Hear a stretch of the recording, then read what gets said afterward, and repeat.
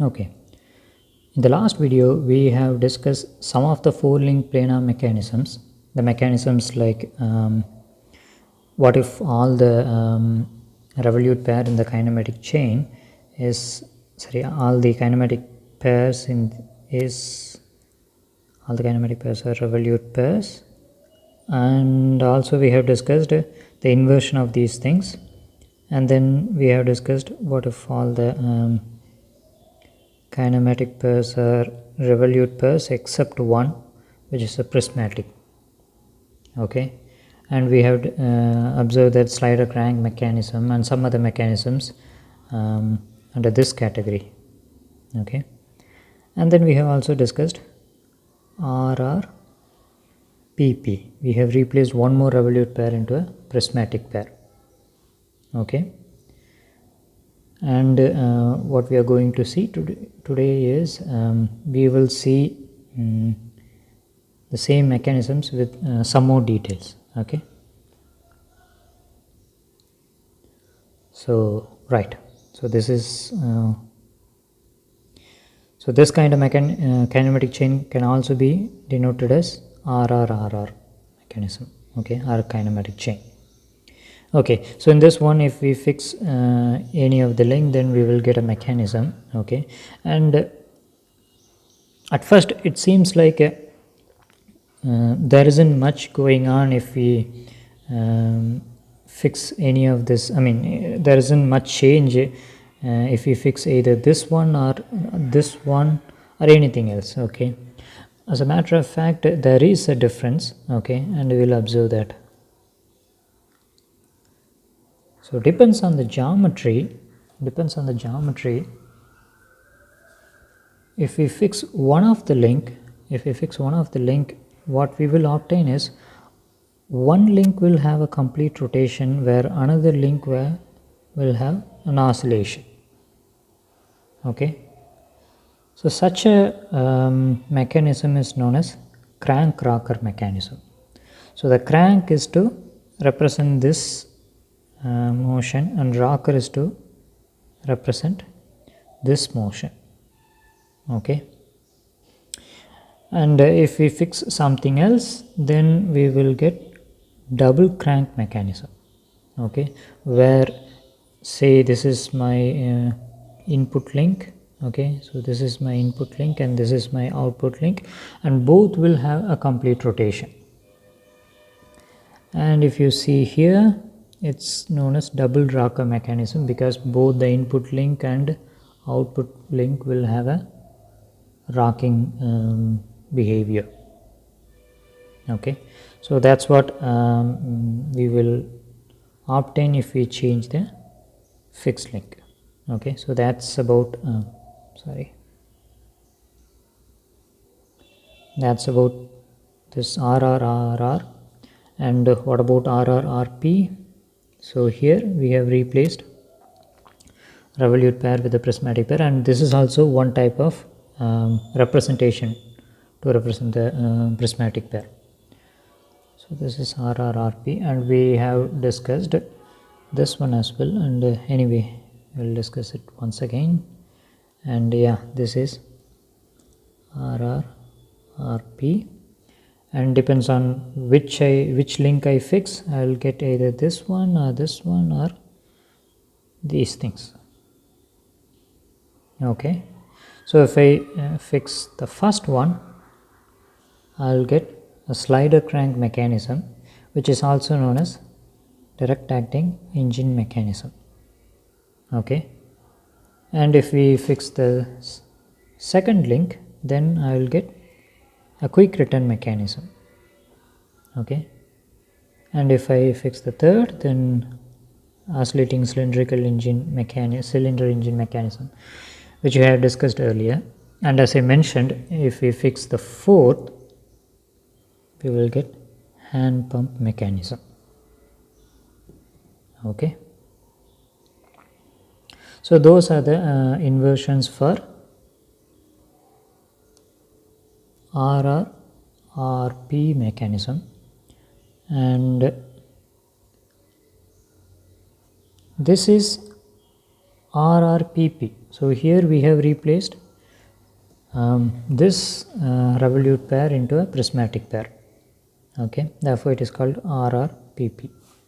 Okay, and for this we have observed certain mechanisms like Scott-Young mechanism, then Oldham's coupling, and then the third one, elliptic trammel. Okay, so these are the mechanisms which we have observed, and this is a new kinematic chain. Okay, even this has two prismatic and two revolute, but depends on where I put the prismatic and revolute, the mechanism will change. Okay, so RRPP is very different from RPRP. Okay, and what do I achieve? So one of the application is this. So it's a Davis steering mechanism. Okay, where here actually, as I mentioned, it's an RR. It's an example for RPRP, right? Okay.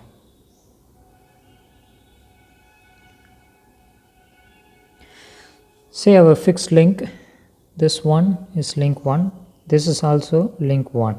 Okay, and let's call this as 1, 2, 3 and 4. Okay, now what kind, and this is link 1 and this line is link 2, so let me call that as link 2. Okay, and what kind of kinematic pair between 1 and 2? That's a revolute pair, so it's R. Okay, and that's link 2, and this one, this line is link 3. Okay, that's link 3. Sorry, not that, I'm sorry, that's not link 3. Actually this one is link 3.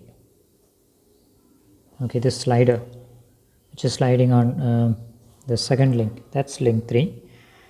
Okay, actually this is link 4. Okay, and what kind of relation between 2 and 3, or what kind of kinematic pair? It's a prismatic. Okay, so P, and between 3 and 4 it's revolute pair, so R. And what about between 4 and 1? It is once again prismatic. Okay, therefore it's RPRP mechanism. Okay, so here this is the wheel. Okay, so this thing is a wheel, and in order to steer the wheel, so by steering the wheel we mean in order to have this kind of motion, output motion. Okay, what we will do is we will change the or we will move the link in this direction. Okay, so that particular motion will cause this particular link 2 to oscillate like this or like this. Okay, doesn't matter, and that will result in steering mechanism. Okay, so that's an example for RP mechanism. Okay, so we have discussed this one, this one, this one, as well as RP mechanism. Okay, what about the kinematic chain RPPP? What if I replace one more revolute pair into a prismatic pair? So what kind of mechanism I will obtain using that kinematic chain? Okay, so let me draw this picture. 1, 2, 3 and 4.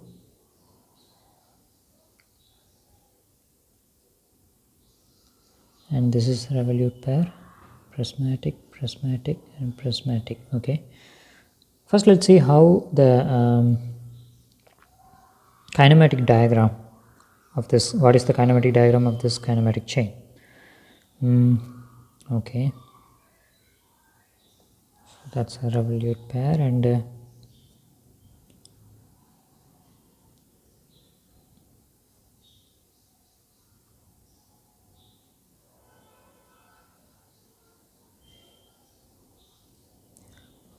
maybe instead of fixing it, let me just draw the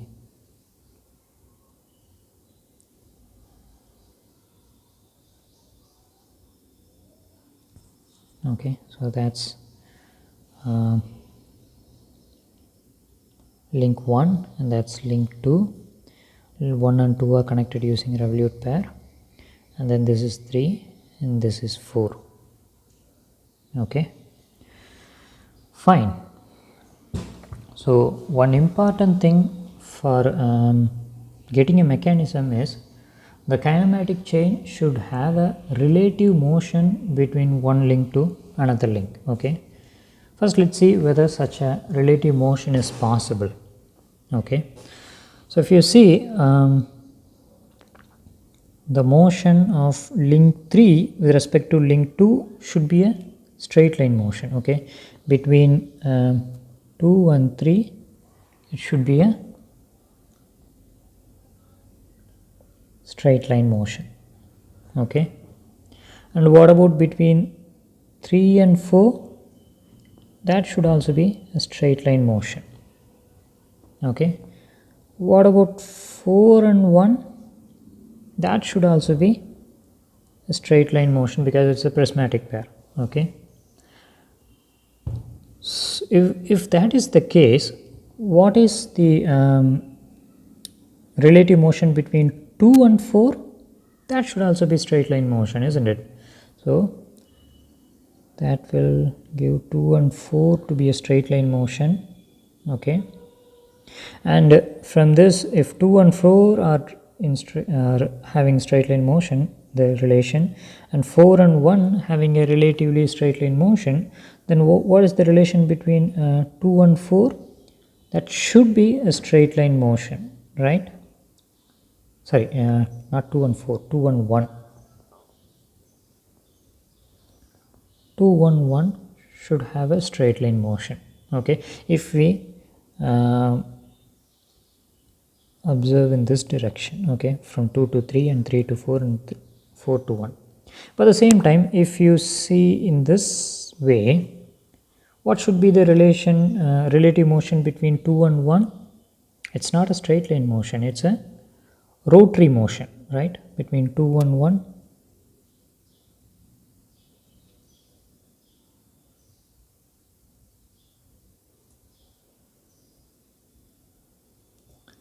And that makes a contradiction, and because of that contradiction there is no relative motion between each links. Okay, and therefore it is not possible to have a mechanism for this particular kinematic chain.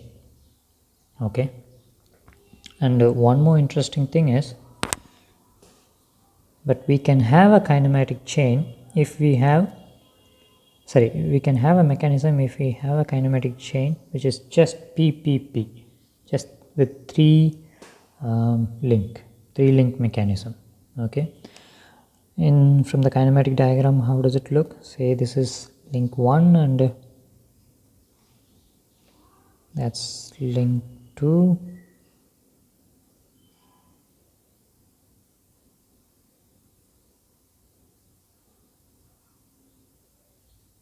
Yeah, maybe.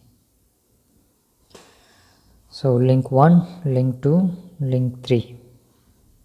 So that's a PPP link. Okay, and it has a very important application, this PPP kinematic chain. So if you see, the example is the wedge mechanism.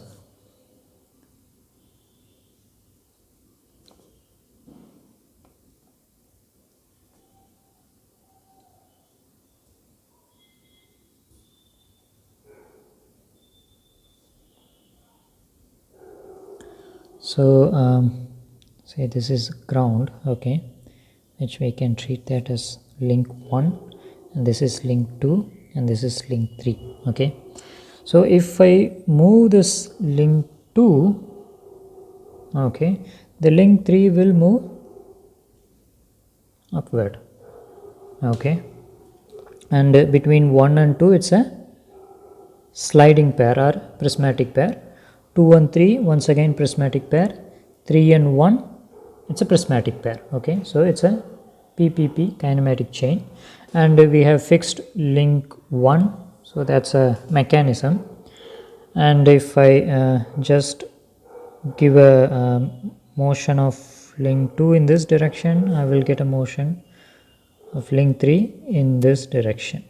Okay, so with that I could lift something by pushing it in this direction. Okay, so that's an example for PPP mechanism. Okay, thank you.